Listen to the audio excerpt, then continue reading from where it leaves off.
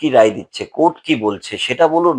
ওই অ্যাডভোকেটরা একটা সেফগার্ড করার চেষ্টা করছে একটা ক্রাইমকে, একটা ক্রিমিনালকে, একজন তাকে সেফগার্ড করার চেষ্টা করছে। তো সে তো বলবেই যে ওই পুলিশগুলোর কি হাল হয় এই 2026-এর রেজাল্টের পরে দেখবেন। ওদেরকে কোন জঙ্গলে পাঠানো হবে পোস্টিং দিয়ে, আর কতজন সাসপেন্ড হবে, কতজন জেলে যাবে, সেটা শুধু সময়ের অপেক্ষা। এদিকে স্বাস্থ্য ব্যবস্থা সবটাই ভেঙে পড়েছে। এ রাজ্যে অ্যাডমিনিস্ট্রেশন বলেও কিছু নেই। মানে প্রশাসনিক ভাবে সব দপ্তর করাপ্টেড হয়ে গেছে, ভেঙে পড়ছে সব ডিপার্টমেন্ট গুলো। তো তারপর দাঁড়িয়ে আর বাংলার মানুষ এই মহিলাকে তো ভরসা করে না। তোলা না দিলে ব্যবসা হবে না, তোলা না দিলে দোকান কিনতে পারবে না, বাড়ি কিনতে পারবে না, ফ্ল্যাট তুলতে পারবে না। আমাদের এই পানিহাটিতেই আমি নিশ্চিতভাবে গ্যারেন্টি দিয়ে বলতে পারি, আরটিআই করে আমার তথ্যটা মিলিয়ে নেবেন, যত ফ্ল্যাট প্রমোটিং হয়েছে 50% ফ্ল্যাটের আপনার সিসি নেই। অভয়ার আন্দোলনটা কোনোদিনই কোনো রাজনৈতিক দলের আন্দোলন ছিল না। সিপিএম আন্দোলনটাকে হাইজ্যাক করার চেষ্টা করেছিল। সিপিএম এর কিছু উঠতি নেতা কর্মী যারা ছিল, তারা বহু টাকা তুলে কারচুপি করেছে, যেটার হিসেব দিতে পারেনি। দাদা, একেবারে সুপ্রিম কোর্টে আজকে আবারও আইপ্যাক মামলা ছিল এবং এর আগেও আমরা এই আইপ্যাক মামলা কতটা গ্রহণযোগ্য এটা নিয়ে রাজ্য সরকার অর্থাৎ কপিল সিবাল যিনি অ্যাডভোকেট রয়েছেন রাজ্য সরকারের পক্ষ থেকে তাকে প্রশ্ন তুলতে দেখেছে। তিনি আজকেও এই একই প্রশ্ন বলেন যে ইডির পক্ষ থেকে এই মামলাটা কতটা গ্রহণযোগ্য। আপনার কি মনে হয়? ইডির পক্ষ থেকে মামলাটা কতটা গ্রহণযোগ্য না কল্যাণবাবু যে কেসটা করছে সেটা কতটা গ্রহণযোগ্য। প্রথমত একজন অ্যাডভোকেট হিসেবে তো, যদি বাংলার সত্যি উনি ভালো চেয়ে থাকেন কোনোদিন একদিনের জন্য, ওনার তো এই মামলাটা করাই উচিত না। তারপর সিনেমার পর্দায় ছাড়া আমরা এর আগে কোনোদিনও দেখিনি যে কোনো ইডি রেডে বা সিবিআই রেডে গিয়ে কোনো মুখ্যমন্ত্রী বা কোনো রাজ্যের মন্ত্রী সেই ফাইলগুলো জোর করে নিয়ে চলে আসে। আমরা এটা বাংলা ছাড়া অন্য কোথাও ভাবতেও পারি না যে এটা হতে পারে। সারা দেশ হাসছে আমাদের উপরে। বাংলার বাইরে আমরা কোথাও গেলে আমরা বাঙালি বলে পরিচয় দিতে লজ্জা লাগে। আমাদের এই নির্লজ্জ মুখ্যমন্ত্রীর জন্যে। উনি বারবার করে একটা সংস্থাকে বাঁচানোর চেষ্টা করছে। এটা এই সংস্থাকে বাঁচানো না। অ্যাকচুয়ালি এটা বাঁচানোর চেষ্টা হচ্ছে অভিষেক বন্দ্যোপাধ্যায়কে। কয়লা চুরি, গরু চুরি, যত মামলা আছে, মানি লন্ডারিং এর একটা বিশাল কারচুপি হয়েছে এই আইপ্যাক এর দ্বারা। ওরাই সঞ্চালন করেছিল। এখানে কোনো ক্যান্ডিডেট লিস্ট ছিল না। ২০২৪ সালে ২০২৬-এর ক্যান্ডিডেট নিয়ে বা নিজের দলের স্ট্র্যাটেজি নিয়ে কিছু করা হচ্ছিল না। ওখানে তথ্য রয়েছে যে কার কাছে কত টাকা গেছে, কিভাবে টাকাটা হিস্সা ভাগাভাগি করা হয়েছে। আর সেটার তথ্য ছিল বলেই তো সরাসরি ইডি গিয়ে আইপ্যাক এর অফিসে হানা মেরেছিল। প্রতীক জৈনের ওখানে হানা মেরেছিল। তো তারপরে একজন মুখ্যমন্ত্রী কি করে ওখানে যায় সেটা আমাদের চিন্তা ভাবনার বাইরে। মানে এটা সম্ভব না। বাংলা ছাড়া কোথাও আর সম্ভব না। কিন্তু আইন অনুযায়ী ইডির ক্ষমতা রয়েছে শুধুমাত্র আইনে, সংবিধানে নয়। কপিল সিবাল প্রশ্ন করছেন সুপ্রিম কোর্টে। ইডি, তাদের যদি কিছু তথ্য থাকে তাদের কাছে যে আমাদের ইন্টারোগেট করা উচিত কাউকে, বা আমরা কোনো নথি বাজেয়াপ্ত করে আমরা যাচাই করব, ইনভেস্টিগেট করব, সেটা তাদের পূর্ণ অধিকার রয়েছে। ইডি একটা ইন্ডিপেন্ডেন্ট সংস্থা। ওদেরকে কোনো দল পরিচালনা করে না বা ওদেরকে কোনো সরকার পরিচালনা করে না। তারা তাদের মতন ইনভেস্টিগেট করে রিপোর্ট জমা করতেই পারে। তো এই ডকুমেন্টস গুলো তাদেরকে নিতে দেওয়া হলো না কেন? এই ডকুমেন্টস গুলো তাদের কেন নিতে দেওয়া হলো না, এখান থেকেই প্রশ্নটা উঠছে। আর তারপর যখন কোর্ট অর্ডারে ওরা আবার এই ডকুমেন্টস গুলো জমা দেবে, এটার কি গ্যারেন্টি আছে যে এই ডকুমেন্টস, এই নথিগুলোকে ট্যাম্পার করা হবে না? ইডি কে নিজের মতন ইন্ডিপেন্ডেন্টলি ইনভেস্টিগেট করতে দিয়ে তারপরে বলতো যে এখানে কি আছে কি নেই।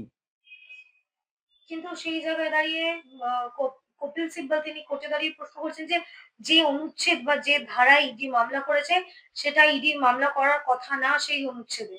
কোর্ট তো একটা, বলে না যে কোষে চড় মারা, সে সুপ্রিম কোর্ট একটা কোষে চড় মেরে দিয়েছে আজকের, মানে সুপ্রিম কোর্টে কল্যাণ বন্দ্যোপাধ্যায় বা যারাই কেসে দাঁড়িয়েছে প্রত্যেককে।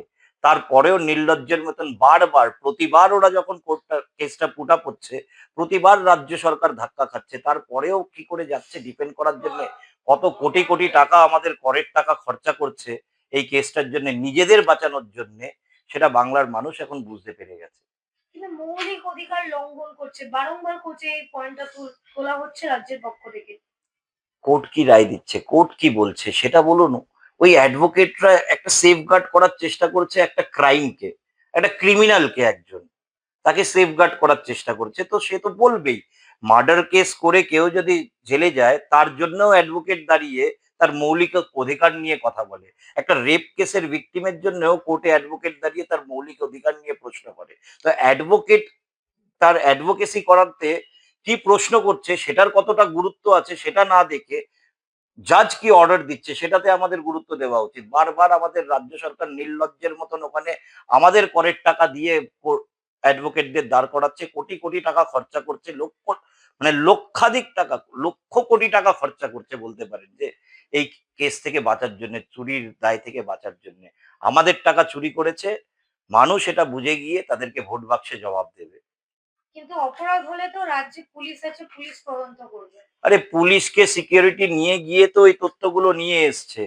ওই পুলিশগুলোর কি হাল হয় এই 2026-এর রেজাল্টের পরে দেখবেন। ওদেরকে কোন জঙ্গলে পাঠানো হবে পোস্টিং দিয়ে আর কতজন সাসপেন্ড হবে, কতজন জেলে যাবে সেটা শুধু সময়ের অপেক্ষা। যারা যারা এই মুখ্যমন্ত্রীকে সাথ দিচ্ছে এই দুর্নীতি থেকে বাঁচানোর জন্য প্রত্যেকের জেলের ভাত খেতেই হবে। কিন্তু আজকে কপিল সিব্বল একেবারে বিচারপতির উদ্দেশ্যে বলছেন যে উত্তেজিত ভাবেই তিনি বোঝানোর চেষ্টা করছেন যে আমাকে বোঝাতে যাবেন না, আমি আইন জানি। তো জাজের থেকে বেশি আইন যদি কপিল সিব্বল জেনে যায় তাহলে তো আমার কিছু বলার নেই এখানে। তাহলে ওনারাই রাজ্যটা চালাক। এখানে তো বলাই হয় যে শাসকের আইন চলে, আইনের শাসন চলে না আমাদের রাজ্যে। তো আমাদের রাজ্যকে রিপ্রেজেন্ট করে কেউ যদি কোর্টে যাচ্ছে তো সে তো নিজের আইনটাই বোঝানোর চেষ্টা করবে। মূল্যহীন কথাবার্তা, এগুলোর কিছু যুক্তি নেই। যুক্তি ছাড়া কেউ যদি একটা অপরাধীকে বাঁচানোর জন্য কোটি কোটি টাকা নিচ্ছে তার তো একটা কিছু ওখানে ভূমিকা দেখাতে হবে। সেই কারণেই এগুলো আইবাস করছে, কিন্তু কিছু লাভ নেই। ডিলে হবে but justice will be served today or tomorrow. Justice বাংলার মানুষ পাবেই। দাদা, একেবারে নির্বাচন সামনে, অভিষেক বন্দ্যোপাধ্যায় আজকে একেবারে ভোটের প্রচারে বেরিয়েছেন এবং সেখান থেকে বলছেন যে অমিত শাহকে ভোটের আগেই বঙ্গে দেখা যাবে, ভোটের পর কিন্তু আর অমিত শাহকে পাবেন না। অমিত শাহ আমাদের স্বরাষ্ট্রমন্ত্রী। আমাদের রাজ্যের আইন শৃঙ্খলাটাকেও মেনটেন করা ওনার দায়িত্ব। ওনাকে যদি ঢুকতে না দেওয়া হয় তাহলে বুঝে নিতে হবে যে এই বর্ডার এলাকায় যত দুর্নীতি হচ্ছে, এই বর্ডার থেকে অনুপ্রবেশ করিয়ে যেভাবে আমাদের রাজ্যে অনুপ্রবেশকারীরা সব জায়গা দখল করছে সেটা তাহলে এই সরকারই চালাচ্ছে। এই সরকারের ইন্ধনেই হচ্ছে। বারবার তো আমাদের সেফটি সিকিউরিটি এনশিওর করার জন্য আমাদের বেঙ্গলকে কতগুলো বর্ডার মানে কভার করে সেটা দেখা দরকার।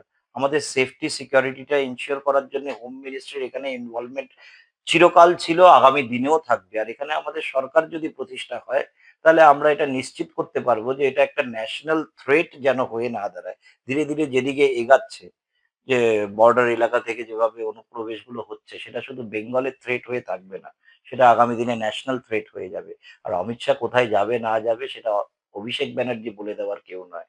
সে একটা সাধারণ এমপি, সে নিজের ডায়মন্ড হারবারটা নিয়ে কিন্তু প্রথম প্রতীক্ষা একেবারে লক্ষ্মীর ভান্ডার, দ্বিতীয় মাথার উপরে ছাদ, তৃণমূল দুটোই দিচ্ছে। লক্ষ্মীর ভান্ডারের থেকে লক্ষ্মীর সুরক্ষা বাংলার মানুষ চায়। নিজের বাড়ির মা বোনেদের সুরক্ষাটা যদি নিশ্চিত না করতে পারে লক্ষ্মীর ভান্ডার নিয়ে কি করবে? লক্ষ্মীর ভান্ডারটাও আমাদের টাকাটাই আমাদেরকে ঘুরিয়ে দেওয়া হচ্ছে। একটা সরকারি প্রকল্পের টাকা এটা। আমাদের ট্যাক্সের টাকার থেকে আর্ন করা একটা মানি, সেটা দিয়ে মানুষকে দেওয়া হচ্ছে। মানুষ সে টাকাটা নেবে, কিন্তু ভোট বাক্সে গিয়ে লক্ষ্মীর সুরক্ষার জন্যই এবার বিজেপিকে বেছে নেবে। আর মাথার উপরে ছাদ যেটা দেওয়ার কথা বলছে, পিএম আবাস যোজনায় যে বাড়িগুলো দেওয়া হয় সেই বাড়িগুলোরই স্টিকার পাল্টে দিয়ে তারা ভাওতাবাজি করে চেষ্টা করে মানুষকে ভুল বোঝানোর। কিন্তু বাংলার মানুষ শিক্ষিত মানুষ, বাংলার মানুষ সাংস্কৃতিক মানুষ, তারা জানে যে সত্যিটা কি আর কি বোঝানোর চেষ্টা করছে। আর মমতা বন্দ্যোপাধ্যায়ের উপরে মানুষের আর কোনো আশা ভরসা বা ওনার কথায় কোনো বিশ্বাস করে না। 2011 সালে অনেক আশা প্রত্যাশা নিয়ে তাকে মুখ্যমন্ত্রীর চেয়ারে বসানো হয়েছিল, কিন্তু চেয়ারে বসার পর দিন থেকেই উনি শুধু নিজের উন্নয়ন আর নিজের দলের নেতাকর্মীদের উন্নয়ন ছাড়া বাংলার উন্নয়ন কিছুই করেনি। কত কলকারখানা বন্ধ হয়েছে, কত সরকারি স্কুল বন্ধ হয়েছে। সরকারি স্কুল তো প্রায় 8,500 স্কুল বন্ধ হয়েছে। তো শিক্ষা ব্যবস্থা থেকে স্বাস্থ্য ব্যবস্থা সবটাই ভেঙে পড়েছে। এ রাজ্যে অ্যাডমিনিস্ট্রেশন বলেও কিছু নেই। মানে প্রশাসনিক ভাবে সব দপ্তর করাপ্টেড হয়ে গেছে, ভেঙে পড়ছে সব ডিপার্টমেন্ট গুলো। তো তারপর দাঁড়িয়ে আর বাংলার মানুষ এই মহিলাকে তো ভরসা করে না। দাদা, কেন্দ্রের সাহায্য আমরা এতদিন শুনেছিলাম ১০০ দিনের কাজের টাকা কেন্দ্রের তরফ থেকে দেওয়া হচ্ছে না।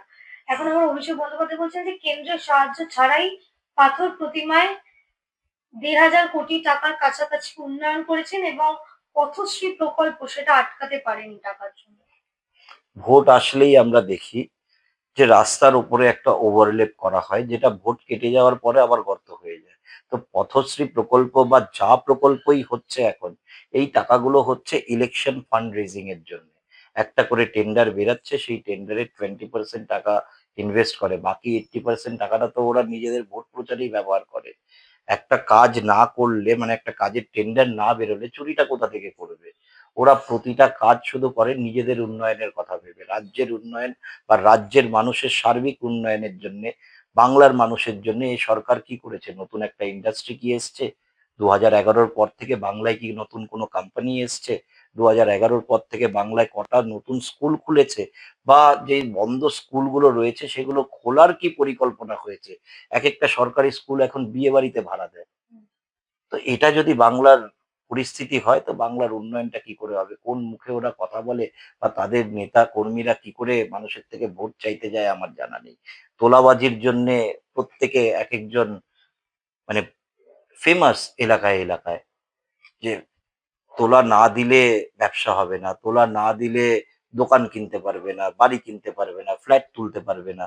আমাদের এই পানিহাটিতেই আমি নিশ্চিতভাবে গ্যারেন্টি দিয়ে বলতে পারি, আরটিআই করে আমার তথ্যটা মিলিয়ে নেবেন, যত ফ্ল্যাট প্রমোটিং হয়েছে 50% ফ্ল্যাটের আপনার সিসি নেই। প্রত্যেকটা ফ্ল্যাট রিভাইজ প্ল্যান জমা দেওয়া, কিন্তু কিছু সিসি করার নেই। কি করে? 4 তলা যেখানে বিল্ডিং তোলা যায় সেখানে 5 তলা, 6 তলা, 8 তলা বিল্ডিং উঠে যাচ্ছে শুধুমাত্র ঘুষ দিয়ে, ব্রাইব করে। তো দাদা, একেবারেই শেষ প্রশ্ন। অভয়ার মা, এই বিষয়ে এর আগেও আমরা আপনার সাথে কথা বলেছি। অভয়ার মা ভোটে দাঁড়াচ্ছেন, এটা পুরোটাই রাজনীতি। বামেদের পক্ষ থেকে বলা হচ্ছে যে দয়া রাজনীতিতে আসছেন আসুন, কিন্তু যারা আন্দোলন করেছিল তাদের দয়া করে অপমান করবেন না। একাধিক কথা, কেউ বলছেন যে বামপন্থীদের নিজের ক্যান্ডিডেট উইথড্র করে নেওয়া উচিত। দেখুন, আন্দোলনটা সাধারণ মানুষের আন্দোলন ছিল। অভয়াকে নিয়ে লক্ষাধিক মানুষ রাস্তায় নেমেছিল। অভয়ার আন্দোলনটা কোনোদিনই কোনো রাজনৈতিক দলের আন্দোলন ছিল না। সিপিএম আন্দোলনটাকে হাইজ্যাক করার চেষ্টা করেছিল। সিপিএম এর কিছু উঠতি নেতা কর্মী যারা ছিল, তারা বহু টাকা তুলে কারচুপি করেছে যেটার হিসেব দিতে পারেনি। যেই জায়গা থেকে দাঁড়িয়ে, মানে সেই জায়গা থেকে দাঁড়িয়ে অভয়ার মা বাবার মনে হয়েছে যে কোথাও না কোথাও আমার মেয়েকে নিয়ে এই উঠতি নেতারা চেষ্টা করছে নিজেদেরকে আবার এ রাজ্যে প্রাসঙ্গিক করে তোলার। তো আন্দোলনটা যদি সত্যি অভয়ার জন্য হয়ে থাকে বা ইমোশনালি হয়ে থাকে, তাহলে অভয়ার মা যেখানে ক্যান্ডিডেট, সেখানে তো অন্য, মানে দলের ক্যান্ডিডেটই দেওয়া উচিত না। সিপিএম যদি সত্যি, কলাতনরা যদি মন থেকে এই আন্দোলনটা করে থাকতো, কলাতনরা যদি এই আন্দোলনটাকে বাংলার মানুষের জন্য করে থাকতো, তাহলে আমার থেকে, মানে কলাতনের থেকে অভয়ার মায়ের দুঃখটা কি কম? মানে সে নিজে ইচ্ছে প্রকাশ করেছে, তাকে কোনো দল থেকে, রাজনীতি, সিপিএম থেকে বহুবার বারংবার যাওয়া হয়েছে ওনার কাছে যে আপনি সিপিএম এর হয়ে দাঁড়ান, বা সিপিএম এর বহু ওই টাইমের যারা নেতারা ছিল, কর্মীরা ছিল, তারা ইচ্ছে প্রকাশ করেছে যে আমরা পানিহাটি থেকে ক্যান্ডিডেট হতে চাই। তো সেই জায়গায় দাঁড়িয়ে তাদের মনে হয়েছে যে তাদের মেয়ের আন্দোলনটাকে রাজনীতিকরণ করার চেষ্টা চলছে, তাদের মেয়েরকে নিয়ে একটা ভোটের রাজনীতি হচ্ছে। তাই তারা ইচ্ছে প্রকাশ করেছে ভারতীয় জনতা পার্টির কাছে যে যদি রাজনীতি করাই হয়, অন্য কেউ কেন করবে? আমাদের মেয়ের ন্যায় বিচার ছিনিয়ে আনার জন্য ওরা নিজেরাই সরকারে বসতে চাইছে, যাতে অভয়া একটা প্রতীকী হয়ে গেছে। হুম। অভয়া এখন আর ওই বাড়িতে সীমিত নেই। আমাদের সারা বাংলার, সারা দেশের নারী সুরক্ষার অভয়া নামে লড়াইটা আগামী দিনে হবে। তো সেই জায়গায় দাঁড়িয়ে তারা নারী সুরক্ষার দাবি যেন বিধানসভার ভেতরে তুলতে পারে, তারা নিজেরা ইচ্ছে প্রকাশ করেছে যে ভারতীয় জনতা পার্টি একমাত্র বিকল্প বিরোধী দল যারা এই প্রাতিষ্ঠানিক খুনের বিরুদ্ধে লড়াই করেছে। তো ওদের সাথে, আমাদের সাথেই থাকার ডিসিশনটা তারা নিয়েছে। আর আমরা প্রত্যেকে সাধুবাদ জানাচ্ছি ওনাকে। আমাদের দলে আমরা অনেক অত্যন্ত খুশি যে এই আন্দোলনটাকে ওরা এগিয়ে নিয়ে যাওয়ার জন্য বাকি আমাদের মা বোনেদের জন্য ওরা রাজনীতিতে আসতে চেয়েছে।